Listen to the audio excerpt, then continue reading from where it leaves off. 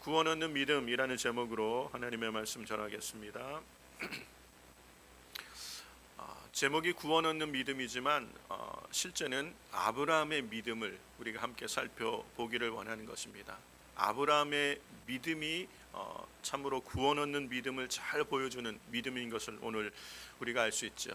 아브라함은 이스라엘 사람들에게는 국부와 같이 여겨졌어요. 아버지라고 불려지는 그런 믿음의 조상이 아브라함이었죠. 그런데 유대인뿐만 아니라 오늘 우리에게도 우리 기독교인들도 아브라함을 우리의 믿음의 조상으로 이렇게 여깁니다.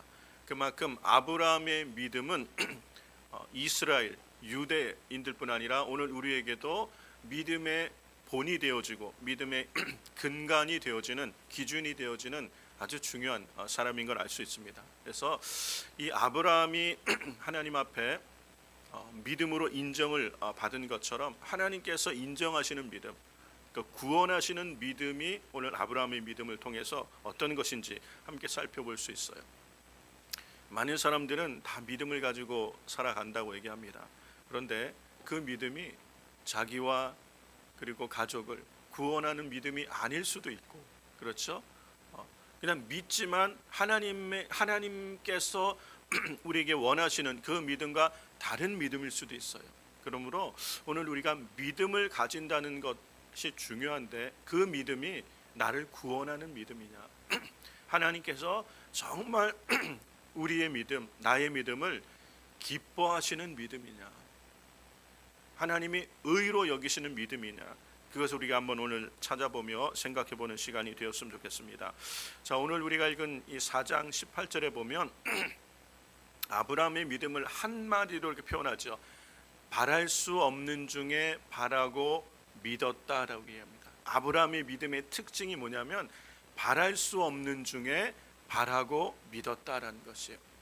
자, 이게 아브라함의 믿음의 특징이고 구원 얻는 믿음의 특징이 이것이에요. 바랄 수 없는 중에 바라고 믿는 것. 자, 아브라함의 삶 속에 바랄 수 없는 것, 이게 불가능한 것이란 말이죠. 바랄 수 없는 것이란 얘기는 불가능한 것이에요. 자, 성경은 오늘 아브라함에게 있어서 불가능한 것인데 아브라함이 그걸 믿었다는 얘기를 지금 어떤 얘기를 하고 있습니까? 그 다음 구절 19절에 보면 아브라함이 나이가 100세가 되었대요. 자기 몸에 죽은 것 같고 사라의 태가 죽은 것 같음을 알고도 믿음이 약해지지 아니하였다라고 얘기합니다. 자, 바랄 수 없는 것, 불가능한 것, 아브라함의 삶의 현실에 있는 것이 뭐냐면 아브라함은 100세, 사라는 90세. 죽은 몸 같다는 것은 자녀를 낳을 수 없는 이제는 그런 의학적인 상황이 된 거예요. 불가능한 거예요. 상식적으로는 불가능한 거예요.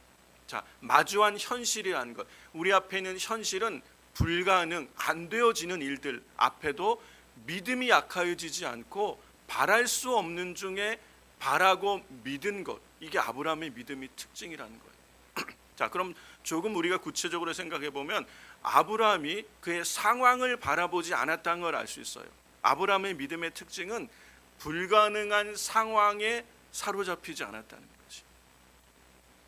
100세에 자녀를 얻을 수 없는 상황, 그것에 인하여 낙심하여 믿음이 약하여지지 않고 도리어 믿음이 강하여져서 굳세어져서 하나님께 영광을 돌리는 자리까지 나아갈 수 있었던, 이게 바랄 수 없는 중에 바랐던 믿음이라고 얘기를 합니다. 아브라함은 그의 삶의 현실, 상황에 사로잡히지 않는 것. 그럼 뭐에 사로잡힌 거예요? 아브라함은 그 상황보다 하나님을 더 바라보는 것이. 현실은 불가능, 안 되는 일들. 또 오늘 우리도 마찬가지입니다. 하나님께서 기뻐하시는 믿음이란 게 뭐냐면 오늘 우리는 우리의 삶의 현실, 상황보다 하나님을 바라보는 것, 이게 믿음이라는 거예요. 그런데 이게 쉽지가 않아요. 쉽지가 않죠. 우리는 우리의 삶의 현실이라는 것을 무시할 수가 없어요. 삶의 현장을 초월한다는 것, 이거를 많은 사람이 오해하는데, 그럼 믿음은 그러면 비현실적인 것이냐, 믿음은 비이성적인 것이냐라고 생각할 수 있어요. 이성적이지 않고 논리적이지 않은 것, 사람들은 믿음을 자꾸 그렇게 폄하하는 경향이 있죠. 그 상식적이지 않은 것, 그런 얘기를 하는 것이지 않죠. 우리는 굉장히 이성적인 사람이 돼야 되고 상식적인 사람이 돼야 돼요. 그런데 믿음이라는 영역은 이성과 상식을 초월하는 영역이라는 것이, 이게 구원 얻는 믿음이에요. 내가 다 계산하고 내가 컨트롤하고 내가 예측할 수 있는 것을 믿음이라고 얘기하지 않습니다. 나의 통제 아래에 있는 것을 우린 믿음이라고 얘기하지 않아요. 그런데 사람들은 그게 믿음일 거라고 생각해요. 내가 통제할 수 있는 범위 안에서, 내가 예측할 수 있는 상황들 안에서, 내가 핸들링할 수 있는 범위 안에서 되어지는 것이 그 안에서 믿음으로 살아간다고들 생각해요. 이성의 한계, 지식의 한계, 경험의 한계를 넘지 않는 거예요. 근데 그건 믿음이 아니에요. 내가 통제할 수 있는 게 무슨 믿음이에요? 아브라함의 믿음은 바랄 수 없는 중에 바라는 것, 내 통제를 넘어간 거예요. 내 이성을 초월한 거예요. 상식의 선을 초월한 거예요. 우리의 한계를 넘어서는 거예요. 또 다른 영역이란 얘기예요. 또 다른 영역, 현실만 있지 않다는 걸 오늘 양자 물리학이 얘기하고 있죠. 초자연적인 영역이 있는 거예요. 성경은 이미 우리에게 이걸 보여주셨죠. 믿음은 바라는 것들의 실상이고 보지 못하는 것들의 증거라. 보이는 것은 나타난 것으로 말미암아 된 것이 아니다. 이 얘기는 물리적인 세계는 영적인 세계로부터 말미암았다라는 얘기를 하고 있는 것이죠. 그렇기 때문에 오늘 이 아브라함의 믿음이란 게 보여지는, 우리가 생각하고 경험하고 통제할 수 있는 그 범위 안에 있는 사건이 아니라 이걸 넘어설 수 있는, 그걸 믿음이라고 말하는 거예요. 불가능한 것을, 바랄 수 없는 중에 바라는 것. 자, 100세나 되었고 아이를 낳았어. 죽은 몸 같은 거예요. 90세가 되어서 경수가 다 끊어져서 자녀를 가질 수 없는 몸인데, 아브라함은 그것 상황을 인하여 낙심하게 되고 상황을 인하여 불순종의 길을 가지 않았다는 거예요. 오히려 아브라함은 무엇을 바라본 거예요? 그렇게 말씀하시는 하나님을 바라보았다라고 얘기해요. 창세기 15장 말씀에 보면 5절과 6절 말씀을 한번 볼게요. 창세기 15장 5절과 6절에 보면 하나님께서, 이 내용의 본문입니다. 이 내용의 본문처럼 하나님께서 아브라함을 이끌고 밖으로 나가 이르시되 하늘을 우러러 뭇별을 셀 수 있나 보라. 또 아브라함에게 이르시되 내 자손이 이와 같으리라. 하나님께서 하시는 말씀이에요. 6절 말씀 보세요. 이렇게 말씀하실 때 같이 한번 읽어볼까요? 아브라함이 여호와를 믿으니 여호와께서 이를 그의 의로 여기시고. 아브라함이요, 여호와를 믿은 거예요. 그의 나이가 그때 100세였고 아내의 나이가 90세, 불가능한 상황이 있는데 하나님께서 그렇게 지금 말씀하시는 그 하나님을 믿은 거예요. 하나님께 능치 못함이 없음을 아브라함이 믿은 거예요. 오늘 이게 믿음이에요. 아브라함이 의로 여겨진 믿음이라는 거예요. 이게 구원 얻는 믿음이고, 오늘 우리에게 하나님께서 기대하시는, 하나님이 기뻐하시는 믿음이에요. 믿음의 본질이 이거라는 거예요. 근데 오늘 우리는 내가 예측하고 내가 통제 가능한 것이 될 거야 라고 말하는 것을 믿음이 있는 사람인 것처럼 착각하는 거예요. 그렇지가 않습니다. 아브라함의 믿음은 바랄 수 없는 중에 바라는 믿음. 여러분, 오늘 우리의 상황은 어떻습니까?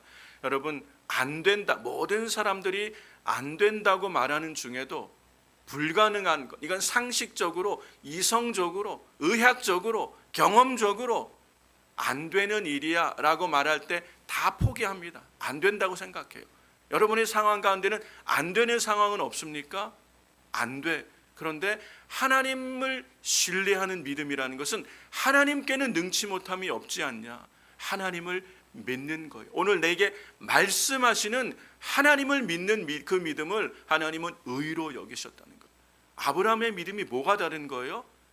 상황을 바라보지 않고 하나님을, 그 상황보다 더 크신 하나님, 이 하나님이 누구십니까? 온 우주와 만물을, 존재하는 모든 것을 창조하신 분이고 지금도 통치하고 계시는 분이고, 마지막은 심판하실 하나님, 그 모든 우주와 만물을 손안에 갖고 계신 그 하나님을 믿기에 상황을 뛰어넘을 수 있는 거예요. 근데 이것을 하나님은 의로 여기셨다는 것. 이것이 믿음이다라고 말씀하시는 거예요. 오늘 저와 여러분도 우리 눈앞에 있는 상황, 여러분 우리를 힘들게 하고 낙심케 하는 상황이 있죠.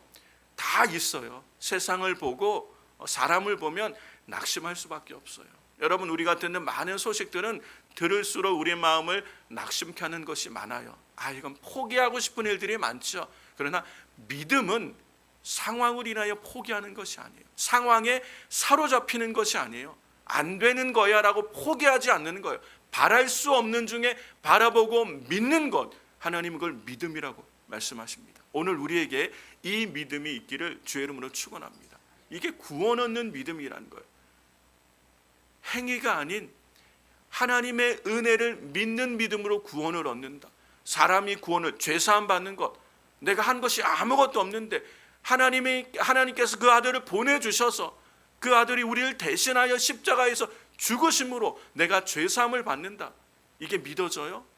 근데 이 일을 하나님께서 행하셨다. 이게 우리에게 제시하신 하나님의 구원의 길이다. 그를 믿음으로 구원을 얻는다고 말씀하신 하나님을 믿는 것, 그게 우리의 믿음인 거예요.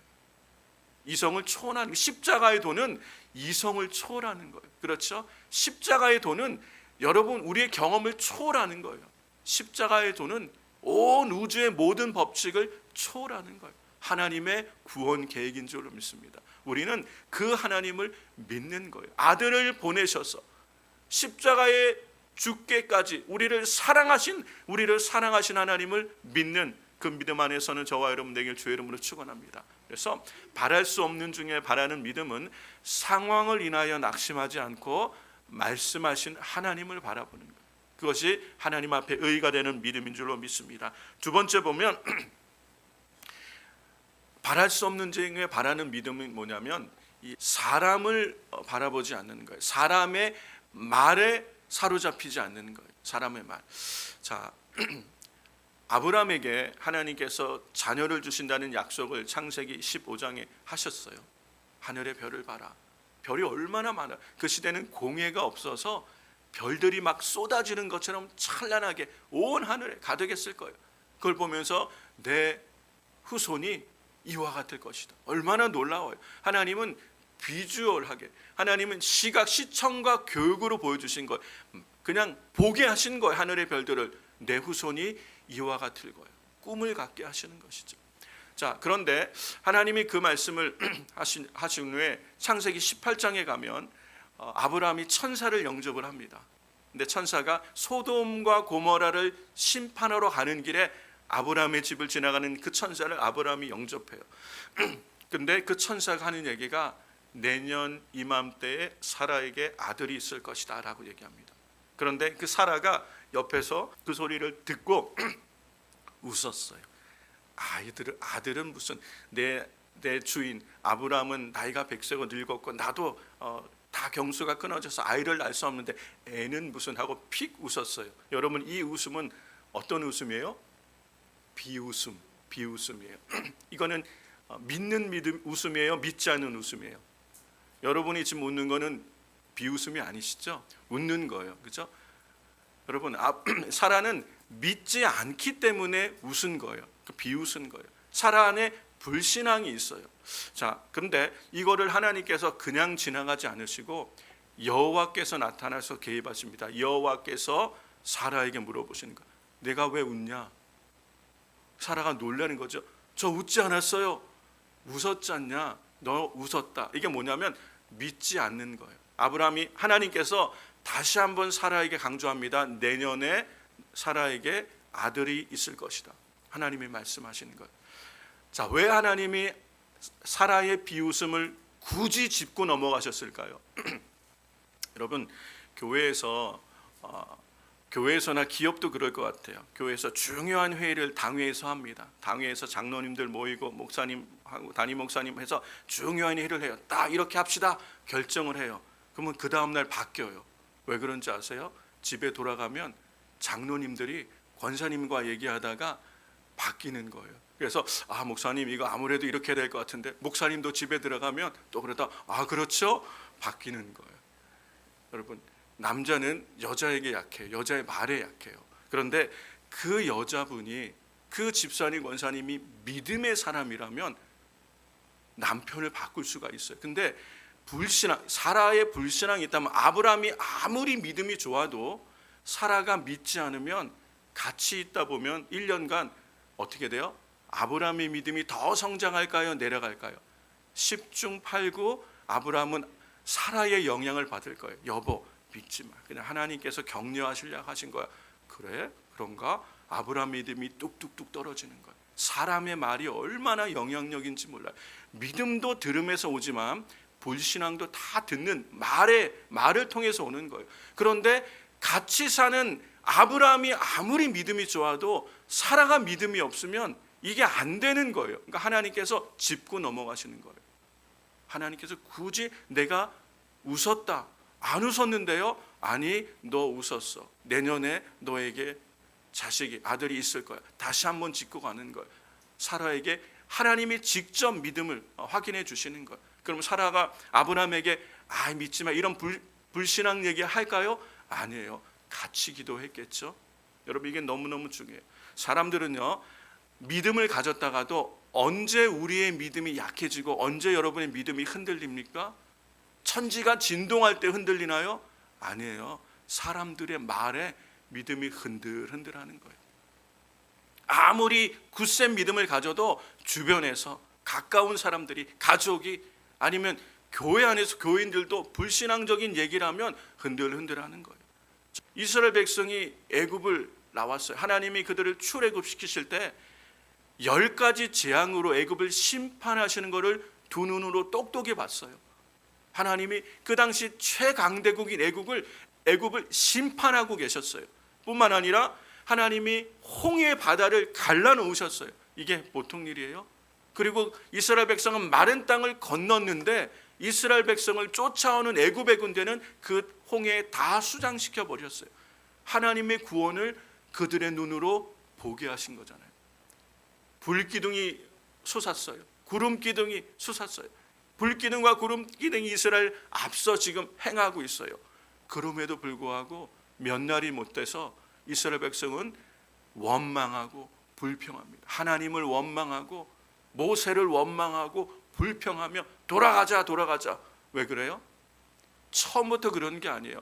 몇 사람이 원망하며 불평이 시작되니까 그 원망과 불평, 불신앙이 갑자기 전염이 되는 거예요.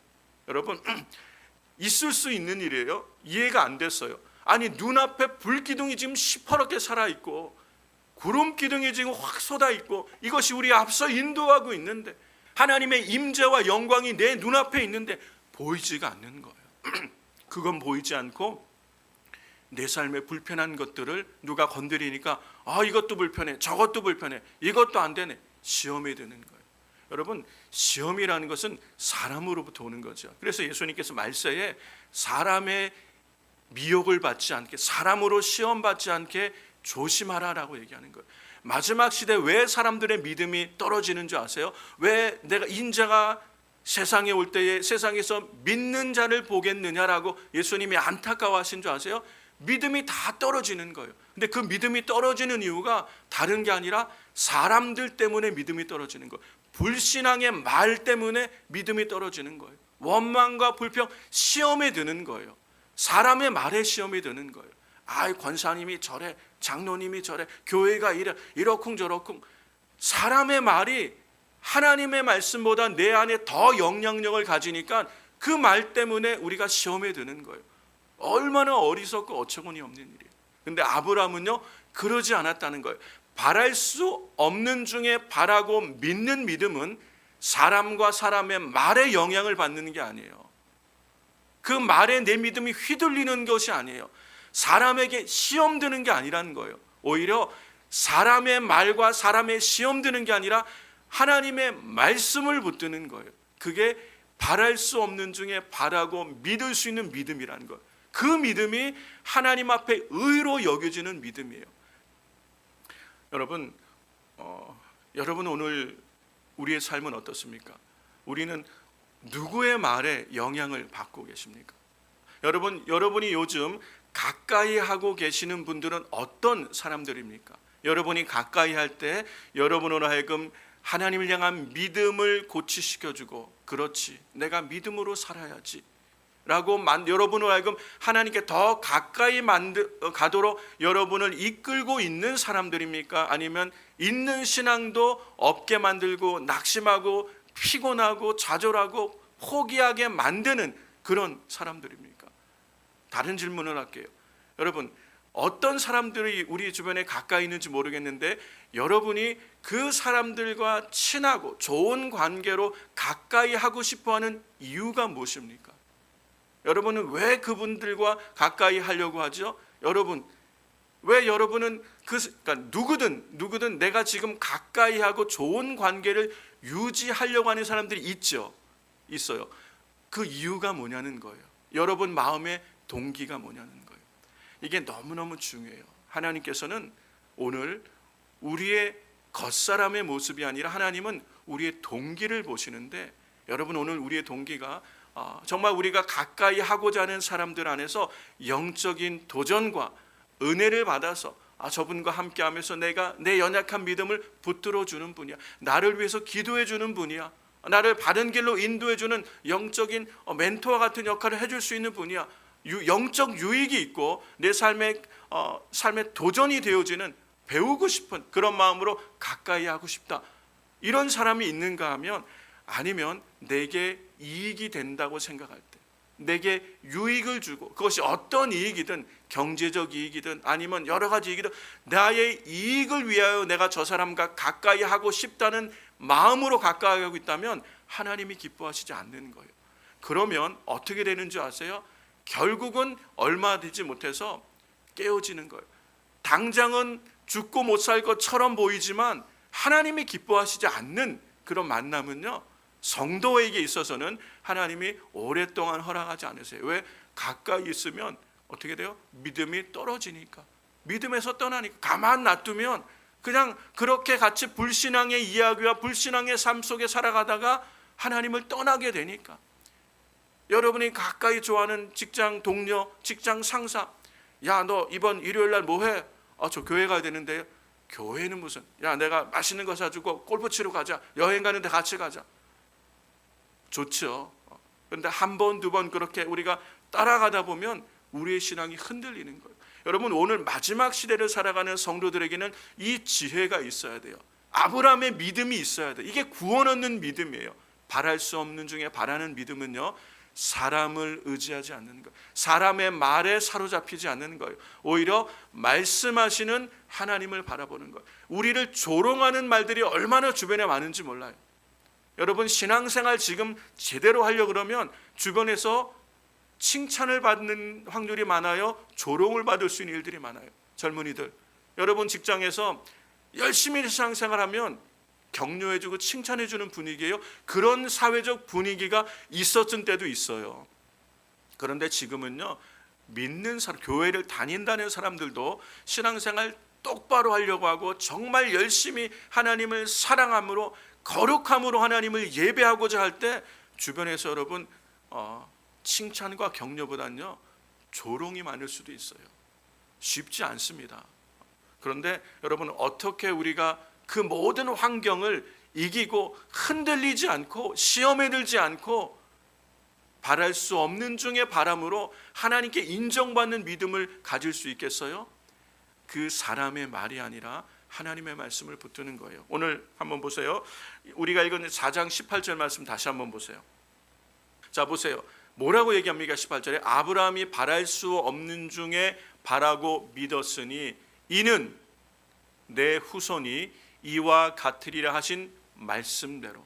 뭘 믿은 거예요? 내 후손이 이와 같으리라 하신 말씀을 붙든 거예요. 이후에 아브라함이 이삭을 얻었죠. 이삭을 얻었어요. 100세의 약속을 얻었어요. 그런데 하나님께서 또 아브라함을 시험하시는 거예요. 이 100세에 얻은 내 아들 이삭을 모리아산에서 내게 번제로 바쳐라, 제물로 바치라 그러는. 아브라함이 하나님 앞에 질문도 하지 않고 네, 그대로 순종합니다. 근데 그 이유를 히브리서 기자는 이렇게 설명을 하는 거예요. 아브라함은 시험을 받을 때에 믿음으로 이삭을 드렸대요. 여러분, 아브라함의 순종이 믿음으로 드려지는 거예요. 믿음으로 이삭을 드렸는데 그는 약속들을 받은 자로 돼. 아브라함은 약속을 받았죠. 내 아들 이삭을 통하여 내 후손이 하늘의 별처럼 될 것이다. 약속을 받은. 근데 왜 아들이에요? 아들 하나예요. 그런데 하나님이 이삭을 바치래요. 믿음으로 바친 거예요. 뭐예요? 그 다음 18절 보세요. 그에게 이미 말씀하시기를 내 자손이라 칭할 자는 이삭으로 말미암으리라 하셨던 이 말씀을 아브라함이 믿은 거예요. 여러분 잘 한번 생각해 보세요. 아브라함이 하나님을 얼마나 신뢰하고 얼마나 하나님의 말씀을 철저하게 붙들고 있었냐면, 그렇게 말씀하신 하나님이 내게 이삭을 바치라고 하셨으면 하나님은 이삭을 죽은 자 가운데서도 다시 살리실 분이다 라는 신뢰가 있는, 하나님은 반드시 말씀대로 이루실 분이라는 하나님의 약속을 붙드는 거예요. 19절 보세요. 그가 하나님이 능히 이삭을 죽은 자 가운데서 다시 살리실 줄로 생각한지라. 아브라함의 믿음이 이 믿음이에요. 이게 바랄 수 없는 중에 바라는 믿음이에요. 우리의 이성과 경험과 상식을 초월하는 영역이에요. 비이성적인 걸 얘기하는 게 아니라 상식적이고 이성적이고 통제 가능한 영역을 넘어서도 하나님이 일하실 수 있는 하나님을 향한 절대적인 신뢰, 하나님의 말씀을 향한 절대적인 신뢰가 있기에 하나님은 이 아브라함의 믿음을 의로 여기신 거예요. 여러분, 오늘 우리에게 의로 여겨지는 믿음이 무엇이에요? 반드시 오늘 우리가 기억해야 돼요. 내가 핸들링할 수 있는, 내가 컨트롤할 수 있는 범위 안에 있는 걸 믿는다는 것은 믿는다는 것이 아니에요. 오늘 우리는 바랄 수 없는 중에 바랄 수 있는 바로 이 믿음 안에서는 저와 여러분 되기를 주의 이름으로 축원합니다. 하나님께서는 이것을 의로 여기셨다라고 말씀합니다. 자, 오늘날 우리가 신앙생활은 많은 사람들이 생각과 감정의 영향을 얼마나 많이 받는지 몰라요. 그것도 부정적인 생각과 부정적인 감정. 자, 우리가 경험한 부정적인 환경 그리고 부정적인 말을 하는 사람들로부터 우리 삶에 미치는 부정적인 생각과 경험들이 우리로 하여금 불신앙 가운데 거하게 만들어주는 거예요. 그런데 아브라함은 바랄 수 없는 중에 바라고 믿는 믿음을 가진 사람은요, 그 생각과 감정을 뛰어넘는 거예요.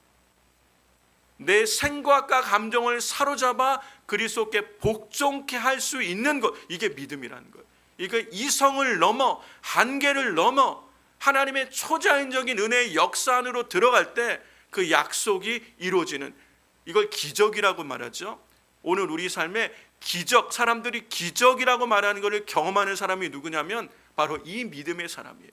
온갖 부정적인 말과 생각과 감정과 경험에 사로잡히지 않는 거예요. 이거를 뚫고 나가는 거예요. 이게 현실이죠. 현실은 불가능해요. 수많은 사람들이 우리에게 낙심케 하는 부정적인 말로 우리에게 다가와요. 그러나 이거를 오늘날 요즘 많은 사람들에게는 돌파해내는 거예요. 내 한계를 돌파하는 거예요. 내 이성의 한계, 경험의 한계, 내가 안정감을 누리는 울타리의 한계를 돌파하여 하나님의 영역으로 들어가는 거예요. 이게 영적 세계로 들어가는, 믿음의 세계로 들어가는 이 믿음이 있을 때 하나님께서는 그 믿음을 의로 여기시고 그 사람 가운데 하나님을 나타내셔서 역사하셔서 하나님의 일이, 약속이 이루어지게 하시는 줄로 믿습니다. 이걸 사람들은 기적이라고 얘기해요. 여러분, 세상 사람들에게는 기적은 비이성적이고 초자연적인 거지만 믿음의 사람들에게 이게 상식이 돼야 될 줄로 믿습니다. 우리는 다른 차원의 삶을 살고 있는 거예요. 우리가 똑같이 이 땅에 우리가 살아가지만 우리는 하늘에 속한 사람들이라는 걸 잊지 마시기 바랍니다. 성령으로 거듭나 하나님의 자녀가 된 우리는 이 땅이 우리의 본향 종착역이 아니라 하나님의 나라, 하나님의 자녀가 되었고 영생을 유업으로 얻을 자들이 되어진 것이에요.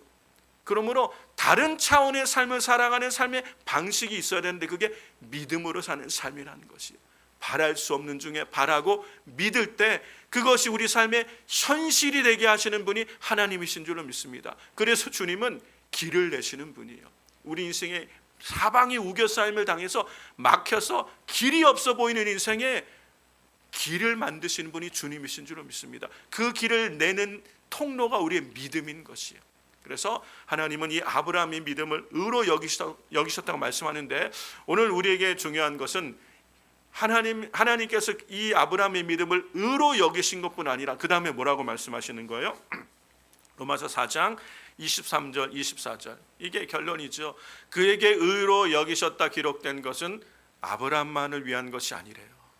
24절 보세요. 의로 여기심을 받은 우리도 위함이니 곧 예수 우리 주를 죽은 자 가운데서 살리신 이를 믿는 자니라. 이 믿음은 아브라함만을 위한 것이 아니라 우리를 위한 것. 그러니까 하나님은 믿음으로 의롭다 하심을 얻게 하신, 이게 하나님의 구원 계획이라는 거예요. 율법, 유대인들이 생각하기를 율법을 지켜서 구원을 얻을 수 있다고 생각하는 것은 아브라함이 율법을 지켜서 구원받는 것이 아니라는 걸 지금 보여주는 거예요. 아브라함은 아브라함 이후에 430년 뒤에 율법을 주신 거예요. 율법이 있기 전에 아브라함은 이미 믿음으로 의롭다함을 받았다는 거예요. 그래서 하나님의 구원 계획은 구약 시대나 신약 시대나 똑같이 바랄 수 없는 중에 바라고 믿는 그 믿음을 의로 여기신다는 거예요. 오늘 우리에게 의로 여기시는 믿음은 무엇이라고 말씀하십니까? 우리 주 예수 그리스도를 죽은 자 가운데서 살리신 이를 믿는 거예요. 십자가의 도와 그리스도의 부활을 믿는 이 믿음이 우리에게 영생을 주시는 믿음이에요. 예수님의 죽음 안에 내 죽음이 있어서 예수님의 죽음은 나를 위한 대속적 죽음으로 내 인생의 모든 죄가 예수 그리스도 안에서 사함을 받았다는 것, 이게 믿어지는 믿음이에요. 이걸 믿는 믿음이에요. 어떻게 그렇게 믿니? 하나님께서 그렇게 약속하셨어. 우리는 하나님의 약속을 믿는 거예요. 예수를 믿고 회개하고 예수님을 영접하면 죄사함을 받고 성령을 선물로 받을 것이야. 우리가 예수님을 믿을 때 성령, 우리 죽었던 우리 영이 다시 살게 하시는 거예요. 성령께서 우리 안에 임하신다고 약속하시는 거예요. 이 약속을 믿는 거예요. 믿을 때 성령을 받았느냐? 우리가 예수님을 믿을 때 성령을 선물로 주신다고 약속하셨어요. 우리가 힘쓰고 애써서 성령을 받는 게 아니라 예수님을 영접할 때 우리에게 성령을 선물로 주시는 거예요. 성령님이 우리 안에 거신다는 말의 의미가 뭐냐면 죽은 우리 영이 살아난 거예요. 아담의 범죄함으로 타락함으로 영이 사람을 떠나 사람이 이제는 육체가 되어졌는데 그 우리 안에 하나님의 영이, 하나님의 생명이신 성령님이 들어오므로 이제 우리가 다시 영생을 사는 존재로 하나님께서 회복하셨다는 것, 이것을 믿는 거예요. 이 믿음을 의로 여기신다고 말씀하시는 거예요. 그리고 하나님의 이 약속을 붙들고 살아가는 이 삶을 의로 여기신다고 말씀하시는 거예요. 너희를 위함이다. 그래서 오늘 사랑하는 성도 여러분, 오늘 우리가 하나님 앞에 의롭다 하심을 받는 것, 이게 구원이거든요. 우리가 의롭다 하심을 받고 칭의, 하나님이 저와 여러분을, 예수 그리스도를 믿는 우리를 의롭다고 여겨주신대요. 의롭다고 칭하셨어요. 의인이다라고 말씀하셨어요. 그리스도 예수 안에서 너희가 하나님의 의가 되었다, 너희는 새로운 피조물이 되었다, 하나님의 자녀가 되었다라고 말씀하시는 거예요. 이 약속을 믿는 거예요. 믿기 때문에 이제 우리가 하나님의 자녀로 살아가는 삶을 사는 거예요. 이게 우리의 순종의 삶인 줄로 믿습니다. 순종으로 하나님의 구원을 얻고자 함이 아니라 구원받은 우리가 하나님의 자녀답게 살아가는 삶이 우리의 순종하는 삶인 줄로 믿습니다. 그 인생 가운데 하나님께서 함께 하시는 거예요. 마치 아브라함의 약속을 믿은 아브라함에게 하나님께서 100세에 불가능한 일을 가능케 자녀를 주시고 그를 통하여 믿음의 조상이 되게 하셔서 온 유대인 이스라엘의 많은 사람들을 하나님이 허락하신 것처럼 오늘 우리에게 하나님의 약속을 믿는 우리, 성령님이 우리와 함께 하셔서 믿음의 삶을, 자녀의 삶을 살도록 이끄신다고 약속하신 그 말씀을 믿고 이제 하나님의 말씀에 우리의 소망을 두고 우리가 하나님의 말씀대로 생각하고 하나님의 말씀대로 말하고 하나님의 말씀대로 행하여 살아가는 성도들, 그 약속 믿기 때문에 기도하는 성도들 가운데 하나님께서 그 기도를 응답하시는 거예요. 그런데 응답받는 기도가 되기 위해서는요, 묵상하여 기도하면 안 되고요, 선포하며 기도하셔야 돼요. 하나님의 말씀을 입으로 선포하며 기도, 그래서 통성으로 기도하는 게 중요해요. 내 기도를 내가 듣고 내 기도를 마귀가 듣고 떠나가고 내 기도를 주님이 들으시도록 통성으로 기도하는 게 중요해요. 이 통성으로 기도하라는 말의 의미는 선포하라는 말의 의미예요. 우리가 하나님의 약속을 믿고 이루신 하나님의 말씀을 선포하며 기도할 때 하나님께서 반드시 우리 기도 가운데 역사하셔서 그 믿음을 기뻐하시고 믿음대로 되어지도록 우리 안에 역사하실 줄로 믿습니다. 그렇게 되어질 때 하나님의 자녀들이 이 땅을 살아가며 하나님을 영광이 내는 삶을 살아가는 거예요. 그렇죠. 하나님께서 하나님의 약속을 이루심을 통하여, 우리 가운데 하나님의 약속을 이루심을 통하여, 여러분의 가정과 여러분의 생애 가운데 하나님의 약속을 이루심을 통하여 하나님은 우리를 통하여 영광을 받으시는 줄로 믿습니다. 그게 이 땅의 초자연적인 기적의 역사가 마치 믿는 자들에게는 상식처럼 되어지는 은혜의 역사들을 말미암아 이 땅에 하나님의 통치가 함께하고 계시고 하나님의 나라가 임하였음을 그들로 알게 하여서 하나님이 영광 받으시는 성도의 삶을 살도록 인도하여 주시는 줄로 믿습니다. 오늘 우리 순전한 교회 성도님들이 그러한 삶을 살기를 주의 이름으로 축원합니다. 여러분의 삶에 불신앙, 우리는 낙심케 하는 상황과 사건과 사람과 말로 말미암아 위축되지 마시기를 축원합니다. 오히려 하나님을 바라보고 하나님의 약속을 붙들고 그 약속대로 내가 믿고 기도하며 선포하며 믿음의 걸음을 옮기시면 하나님은 그 믿음을 의로 여기셔서 우리 안에 반드시 믿음의 열매들로 하나님께 영광 돌리는 삶으로 인도하여 주실 줄로 믿습니다. 이 은혜가 우리 모두에게 넘치기를 주의 이름으로 축원합니다.